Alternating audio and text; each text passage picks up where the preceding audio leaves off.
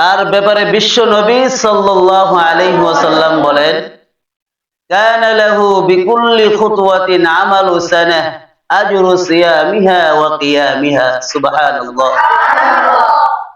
সপ্তাহে জুমার দিনটি হলো হারানো আমলের দিন। এই জুমার দিনটি হলো অবহেলিত বরকতের দরজা। প্রিয় মুসলিম উম্মাহ, আজ কথা বলছি জুমার দিনের এমন কিছু আমল সম্পর্কে, যে আমলগুলো আমরা সাধারণত ওলামায়ে কেরাম এবং মাদ্রাসা পড়ুয়া তলবে ইলম ছাড়া স্কুল কলেজের শিক্ষার্থী এবং অধিকাংশ সাধারণ মুসলমানরাই জানে না। আর আফসোসের বিষয় হলো, আমরা যারা জানি, অলসতার কারণে আমরাও বাস্তব জীবনে তেমন আমল করতে পারতেছি না। আচ্ছা, জুমার দিনটি কি শুধু ছুটির দিন, নাকি শুধু জুমার নামাজ আদায় করে দায়িত্ব শেষ করার দিন? না, জুমার দিনটি হলো সাইয়্যিদুল আইয়াম, সপ্তাহের সেরা দিন, শ্রেষ্ঠ দিন, বরকতের দিন। সূর্য উদিত হওয়ার দিন সমূহ থেকে জুমার দিনটি হলো উত্তম দিন। জুমার দিনের এই ফজিলত সম্পর্কে আমরা অনেকেই জানি, কিন্তু আফসোসের বিষয় হলো জুমার দিনের আমল সম্পর্কে আমরা বেখবর। আমরা জানি না, জানলেও আমরা আমল করতেছি না। জুমার দিনের প্রথমত 6টি বিশেষ আমল আছে, আর এই 6টি বিশেষ আমলের ফজিলত হাদিসে অনেক বেশি বর্ণিত হয়েছে। তাহলে চলুন দেরি না করে জুমার দিনের সেই বিশেষ 6টি আমল আমরা জেনে আসি ইনশাআল্লাহ। জুমার দিন প্রথম আমল হলো জুমার নামাজের উদ্দেশ্যে গোসল করে নেওয়া।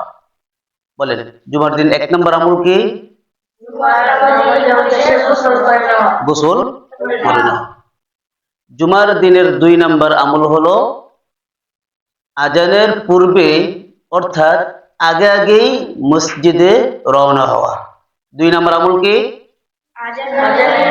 পূর্বে, অর্থাৎ আগে আগে কোথায় যাওয়া? মসজিদে যাওয়া। 3 নম্বর আমল হলো পায়ে হেঁটে মসজিদে যাওয়া। 3 নম্বর আমল কি? পায়ে হেঁটে মসজিদে যাওয়া। 4 নম্বর আমল হলো ইমামের কাছাকাছি বসা। 4 নম্বর আমল কি? খতিব সাহেবের কাছাকাছি বসা, অর্থাৎ স্থান পেলে প্রথম কাতারে বসা নতুবা দ্বিতীয় কাতারে বসা। এটা হলো কয় নম্বর আমল গেছে? 4 নম্বর আমল। জুমার দিনের 5 নম্বর বিশেষ আরেকটি আমল হলো উভয় খুতবা মনোযোগ সহকারে শ্রবণ করা। বলেন, জুমার দিনের 5 নম্বর আমল কি?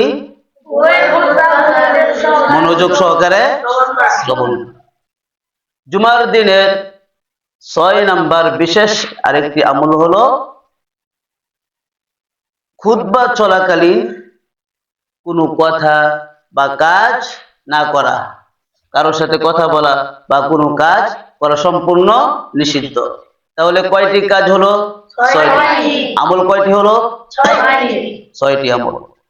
ফায়দা: যদি কোনো মুসলিম জুমার দিন এই 6টি আমল করে, তার ব্যাপারে বিশ্ব নবী সাল্লাল্লাহু আলাইহি ওয়াসাল্লাম বলেন, কানা লাহু বিকুল্লি খুতওয়াতিন আমালু সানাহ আজরু সিয়ামিহা ওয়া কিয়ামিহা। সুবহানাল্লাহ। বিশ্ব নবী সাল্লাল্লাহু আলাইহি ওয়াসাল্লাম বলেন, তার প্রত্যেক কদমে 1 বছর নফল রোজার সওয়াব এবং 1 বছর নফল নামাজের সওয়াব লিপিবদ্ধ করে দেওয়া হবে। সুবহানাল্লাহ। ফজিলতটা শুনছেন? 1 বছর নফল রোজা, 1 বছর নফল নামাজের সওয়াব দেওয়া হবে। কয়টি আমল করলে মাত্র? 6টি। এই 6টি আমল ছোট না বড়? ছোট। এই 6টি আমল ছোট না বড়? ছোট। ছোট ছোট 6টি আমল করলে কি এত বিশাল বড় নাকি আমরা পাচ্ছি? 6টি আমলের কথা মনে থাকবে?